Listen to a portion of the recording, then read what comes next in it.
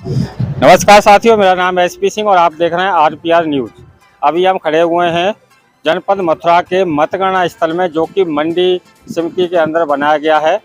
आप मेरे पीछे देख रहे हैं, यहाँ पर मतगणना हो रही है। हर तहसील की, हर ब्लॉक की अलग अलग वार्ड बनाए हुए हैं और यहाँ पर जगह जगह पर पब्लिक भी है और प्रशासन की बड़ी अच्छी व्यवस्था इस समय पर की गई है। अगर हम वोट काउंटिंग की बात करें तो जो निवर्तमान सांसद थी यहाँ से, हेमा मालिनी, वो अभी भी लीडिंग बनाए हुए हैं। लगभग 2.5 लाख वोटों से आगे इस समय चल रही हैं। बाकी अन्य पार्टियों के यहाँ पर मत ज़्यादा नहीं है, तो यहाँ पर बीजेपी का पूरे तरीके से बहुमत दिखाई दे रहा है। अभी तक की जो मतगणना हुई है उसमें लगभग 2.5 लाख वोटों से निवर्तमान सांसद हेमा मालिनी लीड बनाए हुए हैं।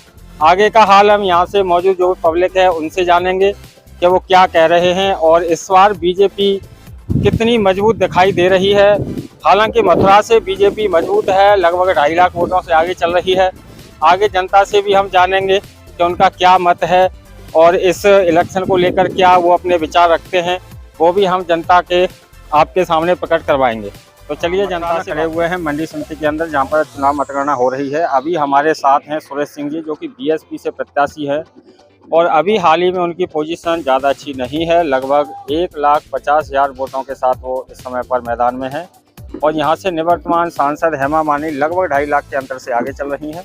तो उनसे जानते हैं इस चुनाव के विषय में उनका क्या विचार है और उन्हें इस चुनाव से क्या प्रतिक्रिया मिली। चलिए आइए। जैसे कि चुनाव मतगणना हो रही है सुबह से और अभी आप लगभग 1,50,000 वोटों के साथ मतगणना में रुके हुए हैं और वर्तमान सांसद लगभग 2.5 लाख वोटों से आगे चल रही हैं, तो क्या कहेंगे इस विषय में, चुनाव को लेकर क्या प्रतिक्रिया रहेगी? मैं सर्वप्रथम जो है मथुरा की जनता को बहुत बहुत धन्यवाद देता हूँ कि उन्होंने मेरा समर्थन किया, मुझे स्नेह दिया, आशीर्वाद दिया। और मैं जो है जीती हुई प्रत्याशी को, क्योंकि अब सब काउंटिंग पूरी हो चुकी है वैसे और औपचारिकता बाकी रह गई है, उनको मैं बहुत बहुत मुबारकबाद देता हूँ जीत के लिए कि वो आगे रहें, मथुरा का विकास कराएं। तो जैसे कि आपने इसमें आंकड़े लगाए थे चुनावी प्रचार के दौरान, आप बता रहे थे कि इस समय पर लोकल को वोट मिलेगा, बाहरी व्यक्ति को मथुरा की जनता पसंद नहीं कर रही है, तो क्या आपका जो चुनाव प्रचार था वो प्रभावी नहीं रहा जनता के बीच? देखिए, ऐसा था, जनता परेशान थी काफी, उनको लोकल वो चाहिए था। जहाँ भी हम बात करते थे सब परेशान थे। तो नहीं, हमारे इस बार अपना जो है मथुरा वासी ही प्रत्याशी चाहिए, सांसद भी होना चाहिए। तो हमको आश्वासन भी दिया। मैं अकेला ऐसा प्रत्याशी था, आपने देखा होगा पूरे मथुरा जिले में मैंने प्रचार किया, पूरा हर सोशल मीडिया, पर्सनल, सब जगह मेरा था। तो मुझे सब जगह मिला कि सब लोग परेशान थे कि 10 साल से हमने सांसद को, हमारे मथुरा जिले में 90% लोगों ने सांसद को 10 साल से देखा ही नहीं है। लेकिन इसके बाद भी उन्होंने मुझे वोट नहीं दिया, तो शायद जो है उनको लगा होगा कि वो ही ठीक हैं, पहले वाले ही, उन्हीं से खुश हैं। तो ये मुझे तो थोड़ी आप इस चुनाव को किस प्रकार देखते हैं? आगे आपकी चुनावी यात्रा, जो राजनीतिक यात्रा है वो अभी आपने शुरू की है इसी चुनाव से, तो आगे कैसे जारी रहेगी? मैं पॉलिटिक्स में मेरा एडमिशन है, ये है मेरा एडमिशन। तो एडमिशन में तो मैं पास हुआ हूँ, पास हो गया, मुझे टिकट मिल गया हॉल टिकट आगे चलने का। अब तो मैं आगे चलूंगा। अभी तो मेरी जो यात्रा है कितने दिन की हुई है, मुश्किल से मुश्किल मिलाओ तो अभी मेरी यात्रा पूरी लगा लें आप, तो आज 54 दिन की हुई है। इसकी 54 दिन की मेरी ये राजनीतिक यात्रा है।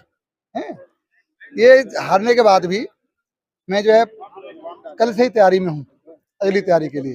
तो आगे 5 साल बाद जो चुनाव आएगा उसकी तैयारी कर रहे हैं? अभी सबसे पहले विधानसभा गोवर्धन, वहाँ पे चुनाव लड़ेंगे हम लोग, है ना, सबसे पहले, क्योंकि चुनाव वही आने वाला है पहले।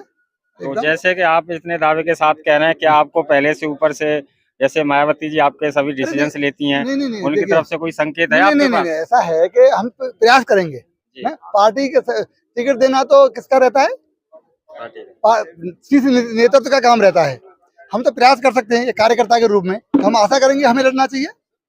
आपकी पार्टी के विषय में पहले से ही चर्चा रही है कि आपके जो डिसीजन रहते हैं सुप्रीमो मायावती जी लेती हैं ज्यादातर, तो क्या वो डिसीजन ये ले पाएंगे कि आपको विधानसभा से सीट दें?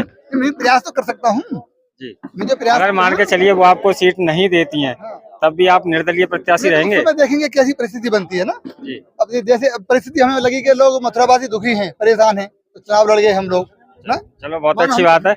अभी आप इस पूरे इलेक्शन को लेके मथुरा की जनता को क्या संदेश देना चाहेंगे? मैं देना चाहता हूँ, मैं पहले सब पूरी जनता को जो है धन्यवाद देना चाहता हूँ, सभी लोगों को पूरा सबका आभार व्यक्त करना चाहता हूँ।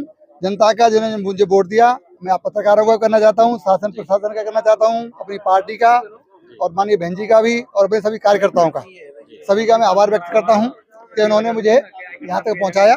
और मेरा पूरा प्रयास रहेगा कि विनम्रता और अपनी मधुर भाषा के माध्यम से मैं लोगों में घुसने का प्रयास करूंगा। यदि उनका आशीर्वाद मिलेगा तो ठीक है, नहीं तो यात्रा हमारी जारी रहेगी। जी बहुत बहुत धन्यवाद। नमस्कार। जैसा कि आपने देखा, अभी हमारे साथ बीएसपी से प्रत्याशी सुरेश सिंह जी साथ थे। उनका कहना है कि उनका अभी अभी राजनीतिक यात्रा में एडमिशन हुआ है और 54 दिन की उनकी यात्रा इस समय पर हो चुकी है। आगे वो अपनी राजनीति का दौर कंटिन्यू रखेंगे और अभी आगामी जो विधानसभा चुनाव आने वाले हैं उसके लिए उन्होंने तैयारी आज से ही शुरू कर दी है और वो आगे बीएसपी से टिकट लेने की भरपूर कोशिश करेंगे। अगर XYZ बीएसपी से उन्हें टिकट नहीं मिलती है तो वो उस समय और परिस्थिति के अनुसार अपना डिसीजन लेंगे कि उन्हें निर्दलीय प्रत्याशी के रूप में चुनाव लड़ना है या फिर बीएसपी के साथ ही जाएंगे या फिर किसी अन्य पार्टी के साथ। तो जो भी उस समय पर माहौल रहेगा उसके अकॉर्डिंग उनके विचार रहेंगे। उन्होंने अपनी हार अभी स्वीकार कर ली है और निवर्तमान जो सांसद थी हेमा मालिनी, उनको जीत की बधाई भी अभी आपके सामने थी। इसी के साथ मैं अपनी कवरेज को यहीं विराम देता हूं। मेरे सहयोगी चंद्रमोहन दीक्षित के साथ मैं सतपाल सिंह, RPR न्यूज, मथुरा। नमस्कार।